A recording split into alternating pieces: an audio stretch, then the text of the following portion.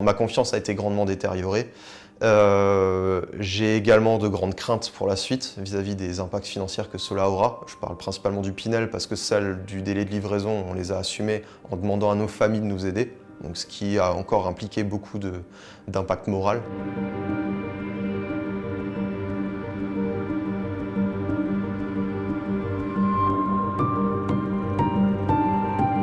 Effectivement, donc les conséquences de ces différents retards, c'est principalement le retard qui a entraîné ces conséquences, mais aussi le non-accompagnement de la livraison. Donc je vais commencer dans l'ordre dans lesquels je les ai découvertes, ces conséquences. La première était financière, donc un prêt souscrit envisageant une livraison en juin. C'est un prêt qu'on souscrit sur intérêt débloqué dont on ne paye que les intérêts, donc c'est des montants de 200-300 € par mois qui sont tout à fait abordables. On en arrive à juin, date de soi-disant livraison. Pas de livraison prévue, on nous dit bon, ça devrait se faire en juillet-août. On se dit bon, au niveau du prêt, ça devrait encore aller parce que le prêt passe plein au mois d'août. Au mois d'août, toujours pas de livraison, même pas envisagé. On nous dit peut-être septembre, octobre. Par contre, on commence à payer un prêt à 1300 €. Un prêt à 1300 € duquel on comptait décompter les loyers de l'ordre de 700 € par mois. Qu'on ne pourra pas décompter parce qu'on ne les perçoit pas, parce qu'on n'a pas de locataire sur place, parce que le logement n'a pas été livré. Donc ça, c'est la première conséquence financière qui a duré 4 mois. Donc de août à novembre, on n'a pas rentré de loyer et on a eu un prêt plein qui a été débité de notre compte. Ajouté à cela, vers octobre, on nous disait c'est bon pour novembre, c'est sûr, ça sera livré. Vous pouvez commencer à chercher un locataire. Déjà, on se dit, bon, vous pouvez, alors qu'au départ, on s'était entendu que vous nous aideriez, voilà. Apparemment, une procédure de recherche de locataire a été lancée au sein de l'agence, m'a-t-on dit. J'ai Marc Pierre qui, malgré qu'il n'y était plus dans KC Promotion, a demandé à assumer cet engagement moral qui s'était engagé envers nous à KC Promotion, à la secrétaire de KC Promotion. Il a envoyé cette demande. Elle n'a pas abouti au bout d'un mois, au bout du mois d'octobre, on a démarré les démarches pour chercher nous-mêmes un locataire. Annonce Le Bon Coin, rencontre dans le logement un samedi, visite du logement de plusieurs locataires. On a eu de la chance, on a tout de suite trouvé une locataire qui a signé avec nous, mais qui avait une urgence, un besoin urgent d'emménager, à laquelle, donc, ça c'était deuxième problème, c'était la recherche du locataire qui nous a pris du temps et nous a créé beaucoup de stress parce qu'on n'a jamais cherché de locataire vu que c'est notre premier logement. Et donc des frais de déplacement, une perte financière aussi parce qu'on aurait peut-être pu la faire rentrer moralement milieu octobre, etc.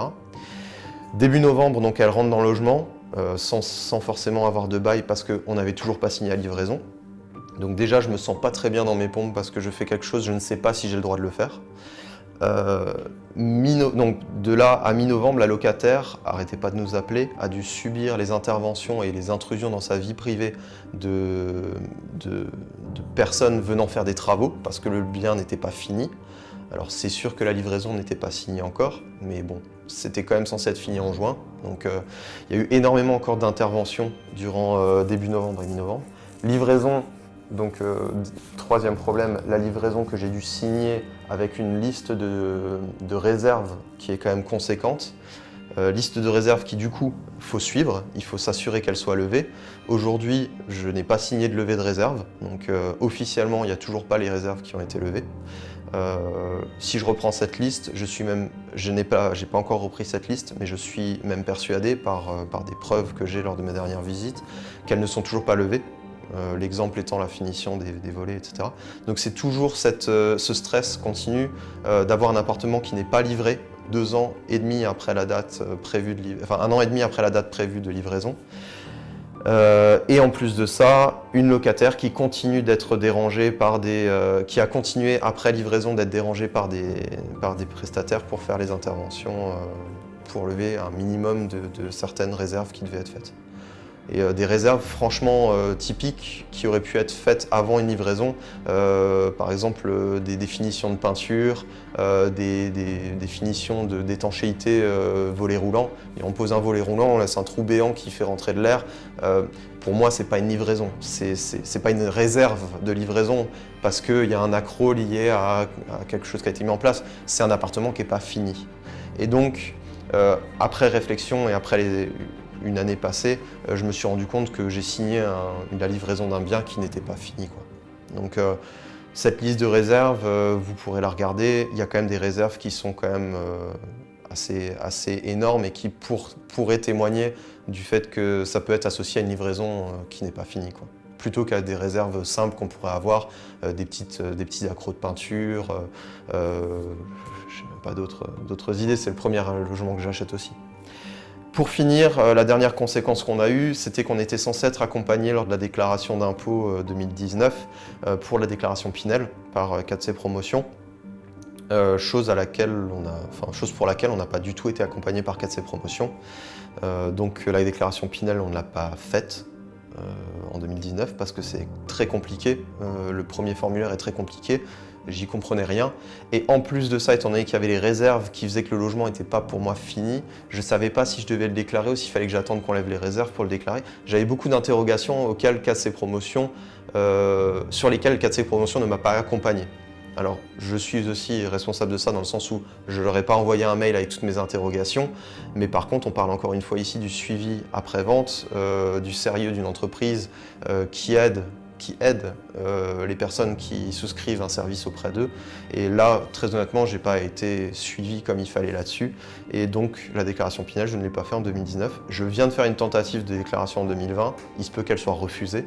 Et donc, je perdrai l'équivalent de 300 € d'impôt par mois sur 9 ans, qui était la projection Pinel qu'on avait fait. Donc, qui est encore une fois une perte financière assez énorme. Alors pour conclure sur 4C Promotion, j'ai eu une très belle rencontre avec Marc Pierre qui nous a bien conseillé au démarrage. J'ai eu une mauvaise surprise à terme, liée principalement à mon manque de connaissances aussi, donc mon manque de méfiance et donc ma confiance trop aveugle envers un organisme de promotion immobilière qui pour le coup n'a pas été très consciencieux, je trouve, de par les faits que j'ai listés, envers les personnes qui ont payé leurs services. Donc ma conclusion serait que la prochaine fois, je serai un peu plus méfiant, malheureusement. Donc ma confiance a été grandement détériorée. J'ai également de grandes craintes pour la suite vis-à-vis des impacts financiers que cela aura. Je parle principalement du Pinel parce que celles du délai de livraison, on les a assumées en demandant à nos familles de nous aider. Donc, ce qui a encore impliqué beaucoup d'impact moral, si je puis dire. Et encore aujourd'hui, beaucoup de stress vis-à-vis d'un appartement qui, si je n'ai pas la capacité de le déclarer en Pinel et que je souhaite le revendre, n'est pas fini parce que les réserves n'ont pas toutes été levées.